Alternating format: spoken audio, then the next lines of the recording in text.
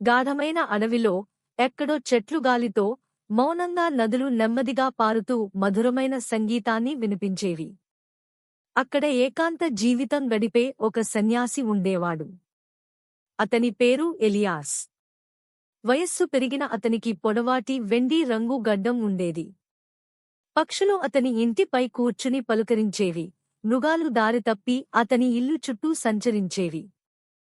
కాని ఏళ్ల క్రితమే అతను జనసంచారాన్ని విడిచిపెట్టి ప్రకృతి ఒడిలో తన జీవితాన్ని గడిపేందుకు ఎంచుకున్నాడు. ఒకరోజు సాయంత్రం ఎలియాస్ తన ఇంట్లో చలిమంట వద్ద కూర్చుని వేడివేడిగా సూప్ తాగుతున్నాడు. అదే సమయంలో ద్వారం దగ్గర ఒక చిన్న మధురమైన శబ్దం వినిపించింది. కిందికి చూసిన అతనికి చిన్నదిగా, ముద్దుగా ఉన్న బూడిద రంగు ఎలుక కనిపించింది. అది అతడిని జాగ్రత్తగా చూడటం మాత్రమే కాకుండా విపరీతంగా వణుకుతోంది కూడా. ఎలియాస్ చిరునవ్వు చిందించాడు. హం! నీడ చూపించమని నా ఇంటి తలుపు తట్టిందా? ఆ ఎలుక మాత్రం పారిపోలేదు. పరిగెత్తకుండా చిన్నగా చీచీ అంటూ అరుస్తూ అతన్ని వేడుకుంటున్నట్టుగా అనిపించింది. ఏకాంత జీవితం గడిపే మనిషి అయినా ఎలియాస్ హృదయంలో దయ ఎప్పటికీ మిగిలే ఉంది. అతను కొంచెం బ్రెడ్ విరిచిపారేసి ఎలుక ముందు ఉంచాడు. చిన్న ప్రాణి దానిని పసిగట్టింది. కాసేపటికి అది ఆ బ్రెడ్ను లాగేసుకుని తినటం మొదలుపెట్టింది. ఆ రాత్రి బయట గాలి గట్టిగా ఊపిరి తీసుకుంటుంటే చిన్న ఎలుక చలిమంట దగ్గర నిద్రపోయింది. వెచ్చదనం దొరికిన అనుభూతితో అది కుంచించుకుపోయింది. రోజులు గడిచాయి. ఎలుక అక్కడే ఉండిపోయింది. ఎలియాస్ దాన్ని పీప్ అని పేరు పెట్టాడు. నిత్యం తన పనులు చేస్తూ దానికి ముచ్చట్లు చెప్పేవాడు. ఏంటో, ఎప్పుడు నా బట్టల మీద, నా టేబుల మీద తిరుగుతున్నావు అంటూ నవ్వుకునేవాడు. మొదట అతను దాన్ని పెద్దగా పట్టించుకోలేదు. కాని కొద్ది రోజుల తర్వాత అతనికి ఒక విషయం అర్థమైంది. తన ఒంటరితనం తగ్గిపోయింది. పిప్తో ఉండడం వల్ల అతని జీవితంలో నవ్వు వచ్చి చేరింది.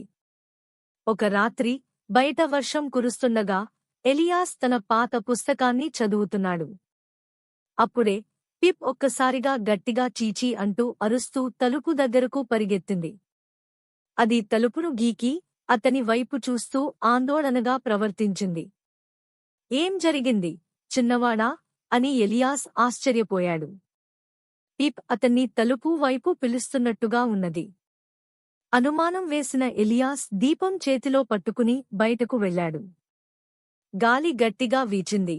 వర్షం ఉగ్రరూపం దాల్చింది. కాని పిప్ అతన్ని ఒక దిశలో నడిపింది. కొంతదూరం వెళ్ళాక ఒక యువకుడు చెట్టు పొదల్లో పడిపోయి కనిపించాడు. అతను వర్షంలో పూర్తిగా తడిసి శరీరం కంపిస్తూ ఉన్నాడు. ఏమాత్రం ఆలస్యం చేయకుండా ఎలియాస్ అతన్ని తన భుజాలపై ఎత్తుకుని ఇంటికి తీసుకెళ్లాడు. వేడివేడి సూప్ తాగించి, బట్టలు మార్చి అతన్ని మంచం మీద పడుకోబెట్టాడు. కొన్ని రోజులకు ఆ యువకుడు కోలుకున్నాడు. మీరు నన్ను కాపాడకపోయుంటే నేనెప్పుడో చానిపోయేవాడిని అని అన్నాడు. ఎలియాస్ నవ్వి పిప్ వైపు చూసి చెప్పాడు. నిన్ను నేను కాదు, పిప్ కనుగొన్నాడు. ఆ యువకుడు కొంతకాలం ఎలియాస్ దగ్గరే ఉండి ఇంటి పనుల్లో సహాయం చేశాడు. అతనితో కలిసి నవ్వడం, మాట్లాడడం వల్ల ఎలియాస్కి ఒంటరితనం ఇక అంతగా అనిపించలేదు. చివరికి ఆ యువకుడు తన ప్రయాణాన్ని కొనసాగించేందుకు బయలుదేరాడు. కాని ఎలియాస్ మనసు ఇక మునుపటిలా ఖాళీగా అనిపించలేదు. అప్పటినుండి అతను ఒక విషయం అర్థం చేసుకున్నాడు.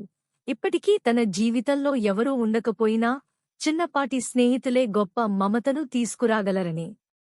ఎలియాస్, పిప్ కలిసి సంతోషంగా జీవితం కొనసాగించారు. ఆ చిన్న ఎలుక అతనికి ఒంటరితనాన్ని మరచిపించే అద్భుతమైన మిత్రుడిగా మారింది.